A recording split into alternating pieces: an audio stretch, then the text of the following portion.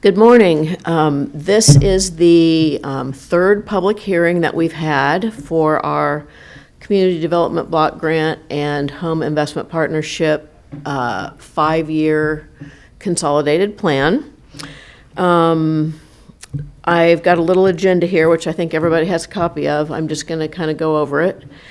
My name's Gretchen Cheeseman. I'm the Director of Community Development. This is Nikita Adams, who runs our Community Development Block Grant projects, and Melissa Poulin, who runs our home projects. So got a couple staff members here. We also have, we're on broadcasting on Facebook Live today. That's for information purposes only. We aren't taking any questions from Facebook Live or accepting any comments from Facebook Live. We welcome your comments, but they will have to be submitted as outlined in the legal notice, which is essentially to email them to me at communitydev@muncie.in.gov, or deliver them to our office, or send them in the regular old snail mail. So if anyone has any questions about how to submit comments, you can also just call our office and we'll run that by you again. The legal notice for the hearing, the hearings and the con plan comments is also on our cityofmuncie.in.us City of Muncie website, Community Development Department page. So the purpose of the hearing today is to identify community needs and priorities. And to educate citizens about the range of activities that can be undertaken with CDBG and home funds, and to solicit comments from residents, public agencies, and other interested parties on community needs, including but not limited to the assessment of housing in the community, efforts needed to affirmatively further fair housing, long-range unmet housing and non-housing community development needs. And I gave you a copy of our matrix codes, just a little matrix that you got, and that kind of gives you a good idea of all the different kinds of things that we can do and how we qualify those. It's just kind of for information purposes only. There's really no other reason that there's not going to be a test at the end of the meeting or anything like that. So Community Development Block Grant is meant to be a really flexible pot of money for communities to spend on all kinds of things. It does come with strings attached because it's federal money, and sometimes it's more work to document a project than as eligible than it is worth it for the end user. So there are lots of decisions to be made sometimes about how we're going to spend our money. And that is the reason that, for the most part, we limit the way we spend the CDBG money to 20% of the money is spent for administration, because anybody who spends grant money knows it doesn't spend itself, right? Public services, which at this point, and for the last few years, and our proposal for the next 5 years, is that we want to limit our public service funds, which is 15% of our grant, to serving homeless, agencies that serve the homeless, or address causes of homelessness. Clearance, which is demolitions and tearing down blighted properties, is 30% of our grant. And the remainder is infrastructure, which is paving, sidewalks, parks, and homeowner rehabilitation, and that is about 56% of the grant. Our proposed activities to be undertaken with home funds are essentially the same as they've always been, which is 10%. Home funds are limited to 10% for administration, rental and permanent supportive housing, rental projects, home ownership, which is down payment assistance, home ownership development projects, which we work with subrecipients, Passstone usually, Eco Rehab and Habitat for Humanity, and Chodo Operating and Set Aside, which is money that's set aside by statute for agencies that operate as community housing development organizations.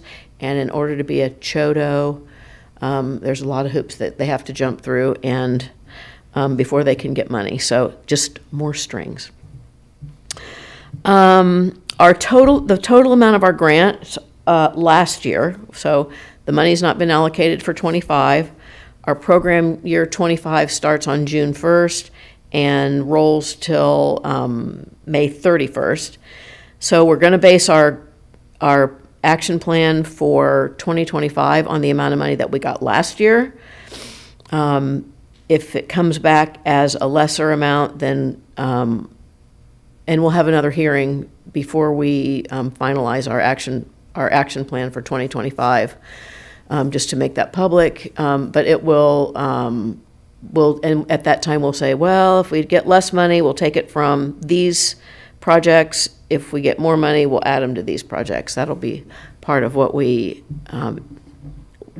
advertise with our when we get the plan put together. Our total grant in 24 for CDBG was $1,276,642.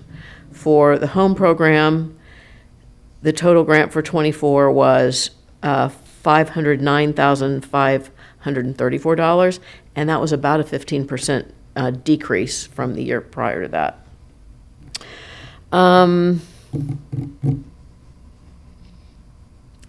Does anyone have any questions or have anything that you would like to let us know about community needs, about what you like about what we have been doing and what you think we should be doing in the future? Yes.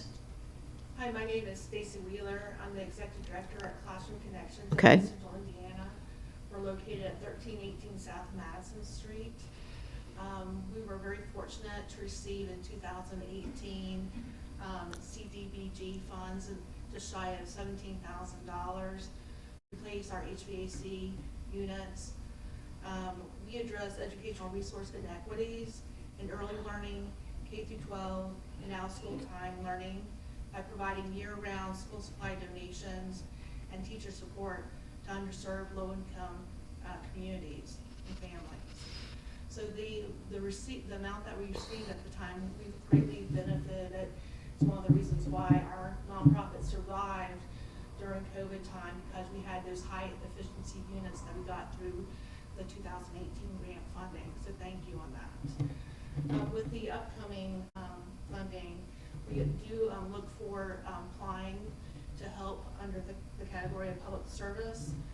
We do feel that we do help prevent homelessness through year-round school supply donations to all of the qualifying educational facilities, including daycares, the Munson County Schools, Inspire Academy, and also all the after-school programs that support those educational institutions.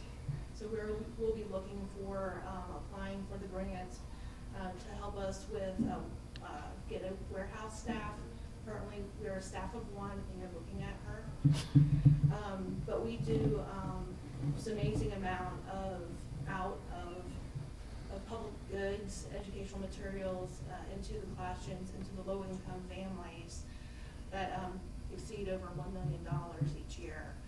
I had also raised when I was speaking with a staff person in your office that there is a great concern that has developed over the past several years. We are looking to move our front door, which is located on Madison Street.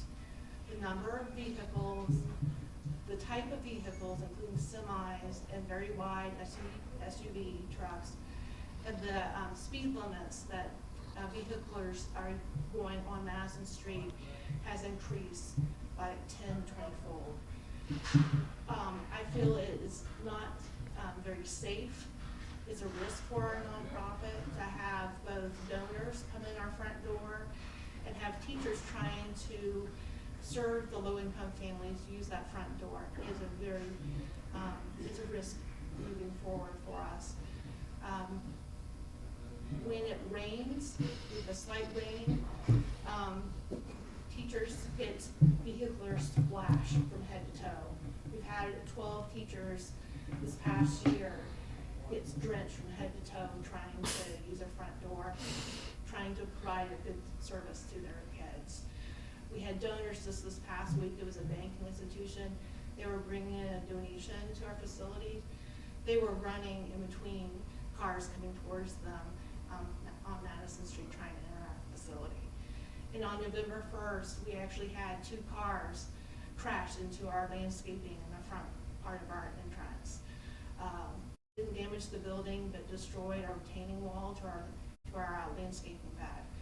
So this is something that, again, we would like to see if there's assistance in this and moving our front door. We do own the parking lot off of 7th Street, and to safely move it on that 7th Street side.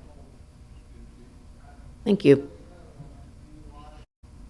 Yes. Corinne Russell from Roanoke State Central, Indiana. Here with Susan and Christina Wilson from DPW. We have received CDBG funding in the past and will continue to apply some to sponsor our bill, and we greatly appreciate your support with those things. I will say some areas of concern. Of course, we serve the homeless population in the city of Muncie, Delaware County, and surrounding counties. So we would appreciate your support in continuing to be able to offer those shelter services. We are seeing an increase in young women and young children experiencing homelessness. So freshly 18, high school, that's something we're seeing a whole lot of young mothers with newborns coming in. So that's been a concern of ours. So we appreciate your support in that. Additionally, in serving our residents, we have noticed the difficulty in them obtaining documentation and even just getting to the DMV. I am not originally from Muncie, but I've heard from others that there used to be a way for people to get via MITS to the DMV. Does MITS not go to the DMV anymore? No, it does not. It goes around it, but there is no accessible way. Maybe you, Christina, since you work at the hub, to